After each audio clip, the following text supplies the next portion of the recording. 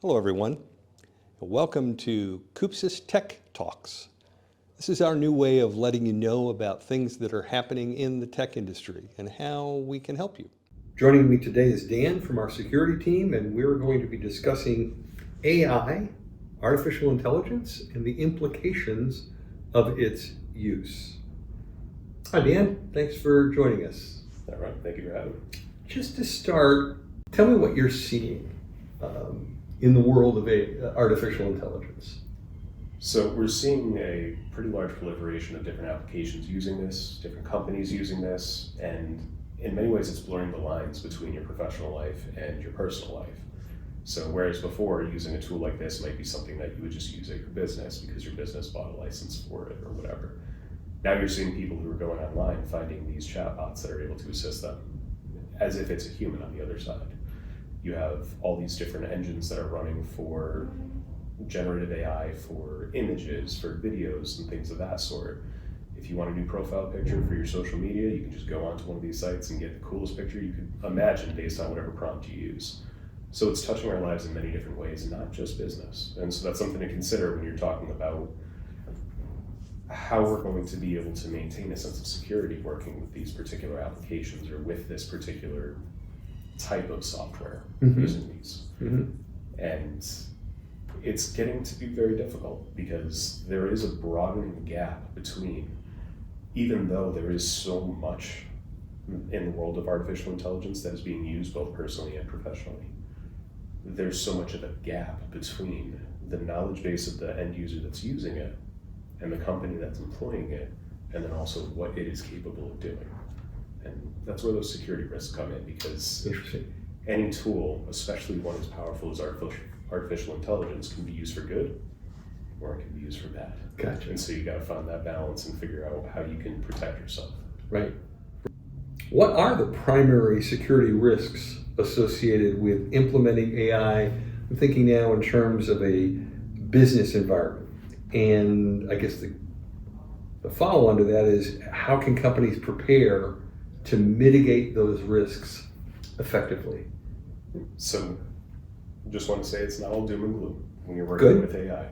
There's, like I mentioned, it's a very powerful tool and it can be used for very good. It can solve a lot of issues that you might not even know that you have. So working with AI is definitely something that we're going to see a lot more of. It's going to stay here for a while and it's only going to get better. And that's where that training that I was kind of alluding to comes in, where you need to make sure that you know what you're working with, because AI is so powerful. You need to make sure that you understand how things are going to be impacted. So, for example, if you're within your business environment and you decide that you want to use some sort of online generative AI in order to write an email for something for your business, if you place any sort of personally identifiable information, any sort of confidential information, that is no longer under your control. You have now released that because all of these engines use that data to learn. And that's how they improve. That's how they get better responses. That's how they learn different answers to questions that they may not have encountered during their training. And so when you have that kind of information being ingested into a system that's completely outside of your control, now you've gotten into the place where you have compliance issues. Now you have issues with trying to make sure that you're maintaining the complete confidentiality. And when you're looking into how to implement AI, it's very important that you consider, how will this affect our company? What are we going to allow within our environment? And then also, how can we protect ourselves from people that are using it that aren't us? Because you need to consider, threat actors are using AI too. They're looking to try and generate these malicious PowerShell scripts. They're using them to try and draft emails in the voice of your CEO because they have enough emails from the CEO that they're able to get a pattern, train this AI on how to imitate your CEO. And now you get an email that looks like it's from your CEO and it sounds exactly like them. And now you're sending $500,000 off to some wallet that you don't know where it is. Wow. So, if I understand it right, AI relies heavily on data for training and decision making. Like data is what it uses, as you said, is you ingest that into some engine. What best practices should businesses follow to ensure proper data handling? Sort of expand a little bit on what you were saying about privacy and compliance in the use of artificial intelligence applications in a business environment. So for any of the data that you put within an AI, you need to make sure that you are in control of it. So if you are within your own instance of a particular type of AI, say you purchase a license from some sort of company that offers an AI solution, be it your PSA or some other sort of system that you're leveraging, some sort of CRM, whatever the software is that you're using that has that built-in AI, as long as it's restricted to your instance and you've properly secured your instance of that application, that's the first step. Mm-hmm. Then you also need to consider, is it a third party in the sense that that data is being stored elsewhere? So for example, using a CRM, if you're leveraging some AI that's built into that application, but you have a hosted instance, you're not in control of that data that's going elsewhere. So if there's anything that happens to that physical environment that's being held in, you're responsible for it. And that's where compliance comes in, because if you have, for example, some sort of HIPAA information or some sort of compliance restricted data or confidential data, you need to ensure that you are protecting that and that you're keeping that under your control.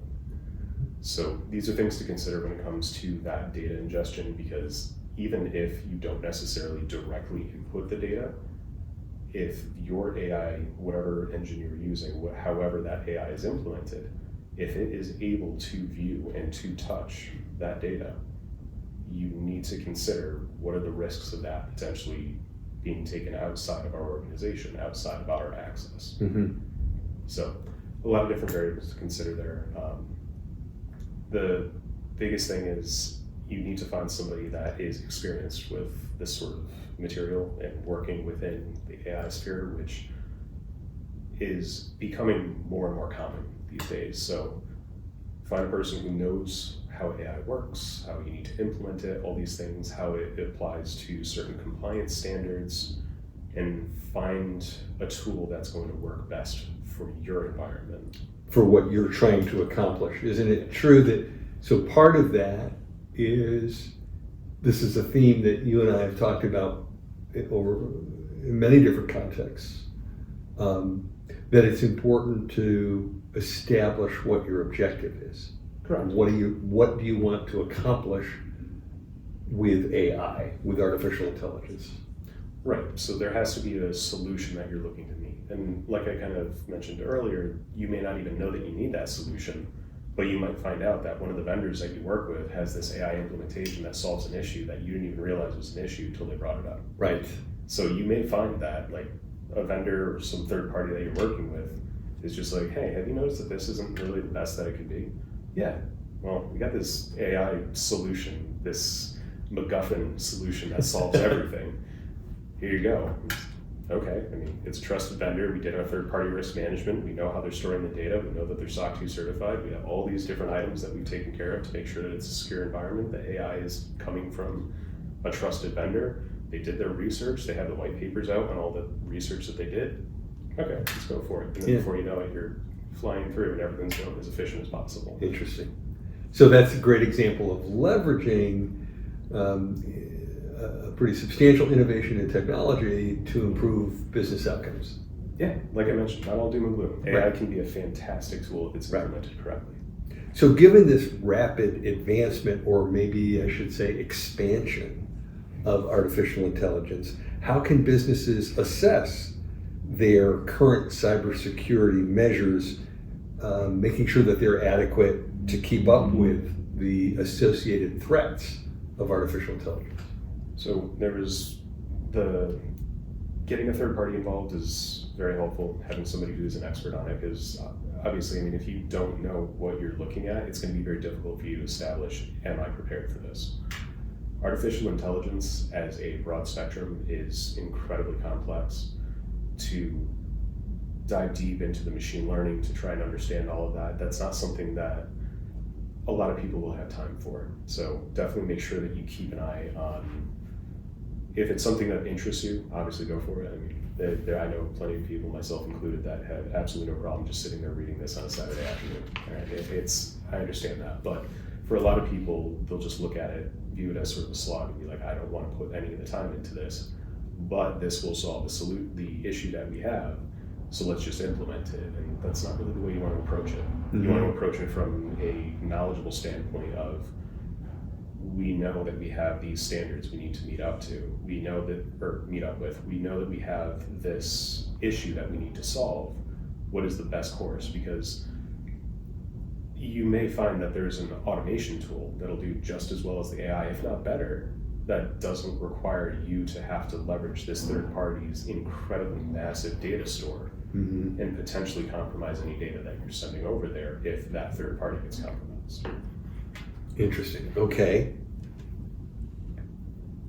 That's a great segue to, so as artificial intelligence powered tools, they often require large amounts of data ingestion, as we've been talking about.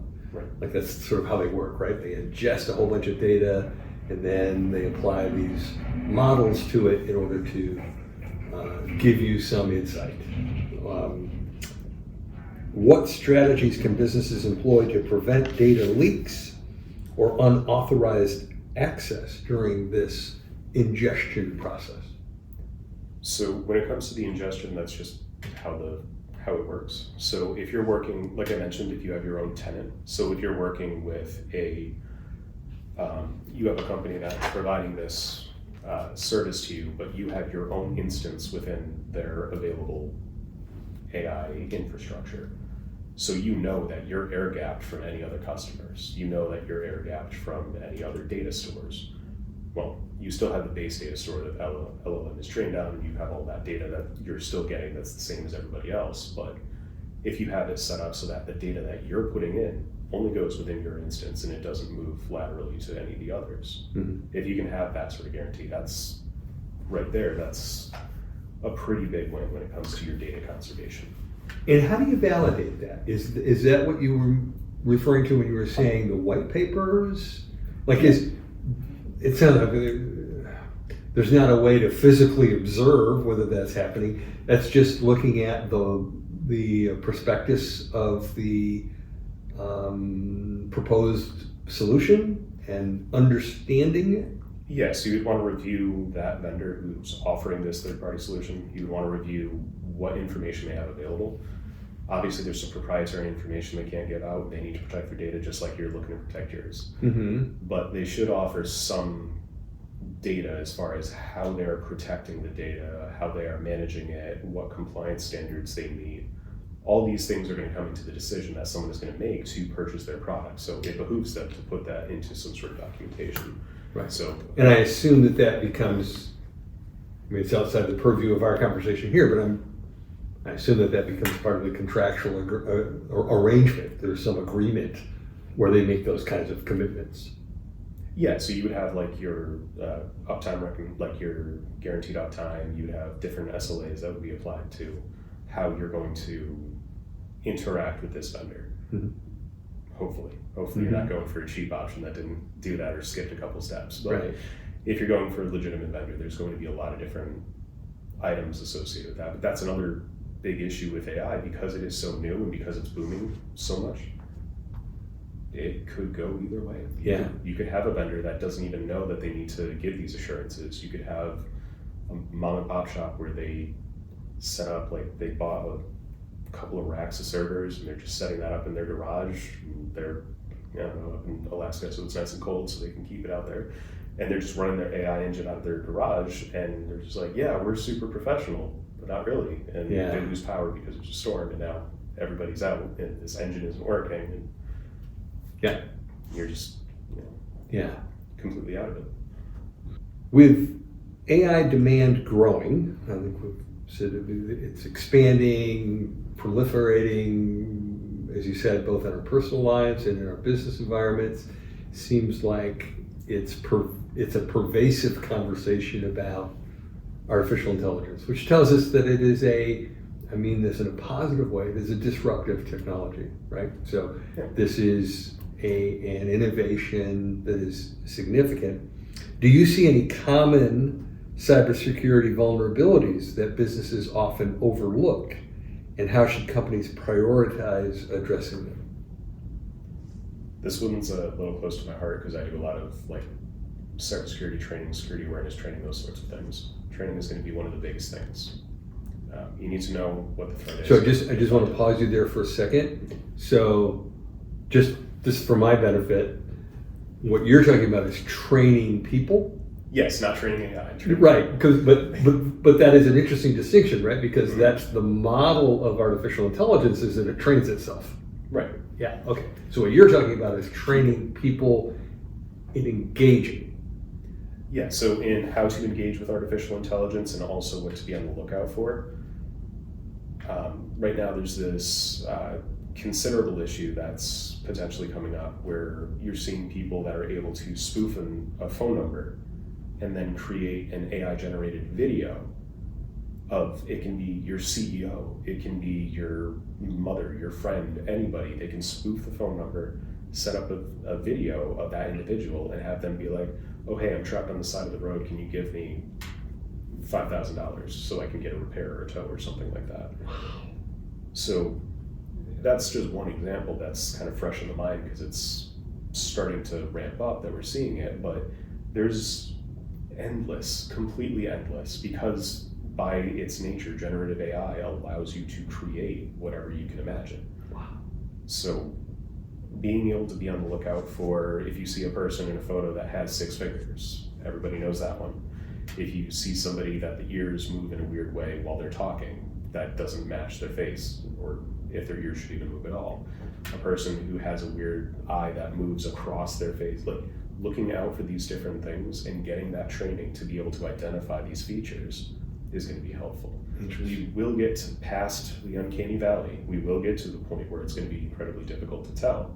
And then people are going to have to start looking at the metadata of the video to see, okay, so this was generated off of this site at this time with all this stuff, so we know it's AI. Versus, okay, this was generated off of like Roy's phone or something. So being able to have that kind of, I guess, tool belt where you're able to identify these threats, identify these potentially malicious attempts to socially engineer, it is the Wild West when it comes to the stuff that these people can do or what they can think of and try to figure out as threat actors. And it's up to us as the individuals to take the initiative to identify something, to kind of like stop and think, okay, what are the chances this isn't my mom calling me about like a $5,000 bill for a busted pipe in her house? Right. What's the chance that this is some random person from anywhere in the world that just happened to be able to spoof her number? Wow. So what I'm hearing is sort of a combination of vigilance and awareness. Just Yes. being aware that those things can happen and are happening more frequently should trigger some caution and vigilance to validate Yes. as much as we can. Right. Right. Interesting. All right. Just to wrap up the conversation then, from a cybersecurity perspective, should we be more excited or more nervous about where artificial intelligence is headed? My honest answer is yes. Yes to both of those. From a cybersecurity perspective, it's a very good thing because you have, for example, talking about the generative AI, it assists with being able to generate, like if you need to set up a PowerShell script and you're not used to this particular portion of utilizing PowerShell or this particular command, it can help you to kind of work out the different flags that you need or whatever else. Obviously no personal data, no identifiable data, no file data, none of that, but just at least setting up the syntax for you. Super helpful on like a day-to-day operation. You also have AI engines that are built into certain EDR platforms, that's endpoint detection response, that review behavior, and based off of previous learning that it was trained on, it can identify, I've seen this like step by step, or I've seen something related to it, or this particular folder isn't touched very often, why is this being touched? It works as sort of a de facto SOC that just sits there and is just like I got you. I'm going to make sure that we protect this endpoint. So it's incredibly useful and incredibly exciting because the way that we can set those tools to work in such a direct and accurate way, it's amazing. And it allows, I'm understanding, it allows you to, from a cybersecurity point of view, to scale, right? To be able to observe and understand a greater volume than you would if you were just had to look at every one of those individually. Right. I mean, for right now, you still do want to have the review. No, sure. But to your point, that's going to be something in the future that we're going to be looking at where we can just trust that this is going to work. Mm-hmm. Obviously, you want verification, just like the threat actors we were discussing before. Right. But obviously, you want verification to make sure that it works. But you'll eventually get to the point where you can trust, you can look at it and just be like, okay, I know that that's accurate because I saw the rule, I saw the process, everything looks good. Right. And we stopped this from happening, or we were able to catch this before it even deployed. So it's incredibly exciting in that regard. But it's also terrifying for the same reasons that I mentioned before. The good guys aren't the ones that are using it alone. We also have the other side that's just sitting there, those threat actors. They're looking at this and they're just seeing all of their scalability. Mm-hmm. You can utilize AI in order to be able to impersonate hundreds of people. And then you set up each of them, the AI is able to then produce the videos, the audio, the whatever, and then just keep sending all this out to people, and it can decide, okay, so I know that this person is related to this person, so let's swap it so they both think that each other is endangered. We can hit twice or something. Yeah, amazing. So I think at least one theme running through this whole conversation is that, look, artificial intelligence is here, it's real, it has not just potential, it has demonstrated value in business organizations. It also has significant risk and threat from bad actors. The thing that I hear running through this is, correct me if I'm wrong, don't try to do this on your own. Have a conversation with an artificial intelligence expert.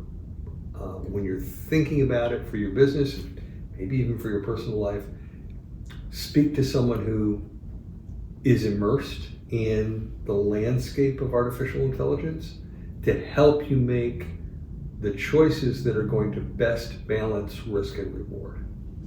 Yep, because you want to make sure that you're hitting those compliance needs. You want to make sure that you are in control of your data. You want to make sure that you're not potentially poisoning the well by connecting to an unwanted data store through some unknown AI that, again, someone set up in their Alaska garage or something. So these are things that you want to make sure that you're considering. And if you have the capability to do so, absolutely go ahead. But very, very, very rarely does someone have the time to go in and dedicate that learning to your machine learning and all the other items that you have. Right.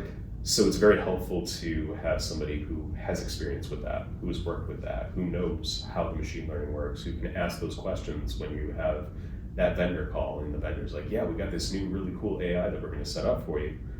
You can ask them the appropriate questions and then figure out, okay, we can certainly go with this because you covered all of your bases and we're able to review what you have built into your engine and all the information you provided us we're secure with, versus, oh no, we can't give that information as proprietary, don't even ask. Yeah. Okay, that's a little strange. I don't know if I trust that, so we'll go with another option. Well, Dan, once again, thank you so much for taking some time to talk to us today. It's very, very helpful, and we'll talk again soon. Sounds good. Thank you for having me.